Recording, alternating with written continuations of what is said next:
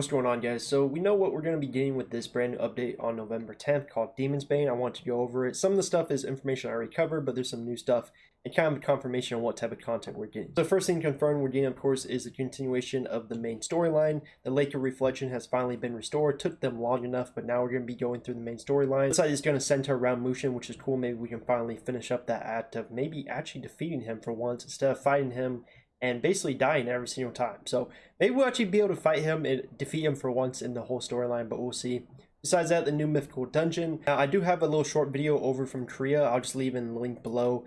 Basically, this is how the dungeon looks like. It's going to be a 4-player dungeon, so it won't be a 6-player dungeon at all anymore. It's going to be 4-player only, kind of like the Forest of Echoes we have right now. Same type of concept there. Overall, it doesn't seem that difficult, but of course, there are different modes you can do, and if you want, you can do the higher tier ones, which do require you to know the mechanics and kind of know what you're doing. But this is really big with this new dungeon, mainly because it's going to be bringing the new mythical accessories, which is kind of a big change to how the accessories we have right now.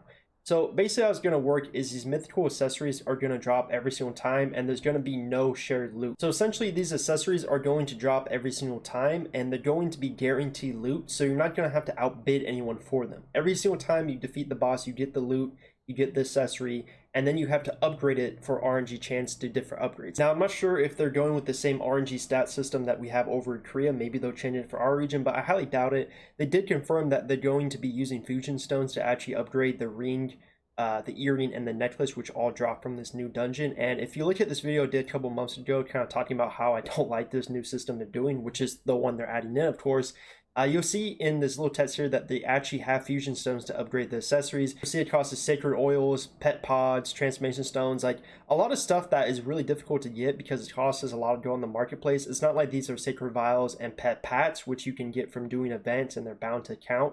So this is going to be very expensive to upgrade these accessories. Again, I don't know if this is going to be the exact copy of the cost that over in Korea is going to be over for us. I don't know if it's going to be exactly the same or they're going to maybe change it and tweak it a little bit for us.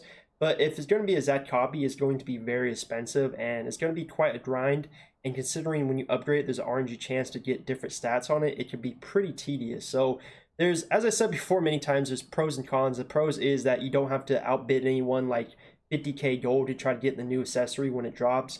And there's no like running the dungeon a million times trying to get it to drop. It just drops every time, at least according to Korea's version.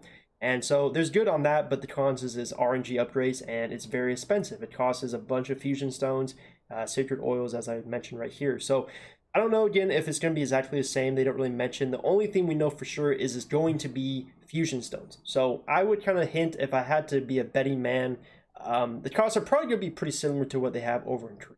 So that's what's happening with these new mythical accessories. Basically just a whole change system in how you upgrade your accessories now. It's not going to be the old way that we used to have for the past couple years. So that's really the big thing to talk about. Besides that, they're adding a new Demon's Bane system. So this is a new ranking system for mythical dungeons. They talked about when they're releasing Unreal Engine 4 to add more difficult content for their endgame players. Basically, it goes off how quickly you can complete the dungeon. It adds all these different varying mechanics. So a lot of times when you do this dungeon, the mechanics will actually be a little bit different than before. So it's going to be very hard to do these dungeons. And there is a ranking system. You will get rewards depending on how quickly you do them. So you probably want to do them with your clan, but keep in mind it is a 4-player dungeon. So that's something to keep in mind there. The new Demon's Bane system, new mythical accessories, new mythical dungeon, a lot of mythical stuff coming with this update, and then the continuation of the main storyline. So that's kind of the main things I wanted to talk about. Just know the new accessories are going to be a big change to what we currently have now. To be honest, I just see sacred oils probably eventually hitting 1,500 to even 2,000 go to pop on the marketplace, just because now you're adding a new accessory system that's going to require even more sacred oils, so they're only naturally going to get more expensive, and they're not adding new ways to farm to get sacred oils. So it's kind of an unfortunate situation where I just feel like these materials are going to be so expensive on the marketplace that it's really not feasible for any player who doesn't spend thousands of dollars to really upgrade these. So it's just kind of one of those situations where NCSoft will add these really expensive ways to upgrade accessories or gear, or just a lot of stuff in general, and they don't add ways to farm for the materials they're requesting. There'll be, you need 100 new sacred vials for this new soul upgrade tier that we added into the game. Great, but you don't add a way for people to actually farm it efficiently. Like, it's not gonna work well when you only get 2 per week from a freaking event you do, grinding out maybe on multiple characters, but they're account bound locked. So it's just like, I don't know, I just feel like they always add these systems that just is really difficult for people to farm for. And maybe it's their way to force people to spend money. I can assume that's probably the reason, because I don't think they're dumb. Like, I think they know it's hard to get sacred oils in Blade and Soul right now, and then they add in a system where you need sacred oils. I wouldn't be surprised if they add a bundle in the cash out with this content update on the 10th, where it has a bunch of sacred oils you can buy. I wouldn't be surprised with that, honestly. But either way, there are pros and cons with this new system. It's going to be interesting to see how it plays out in the game.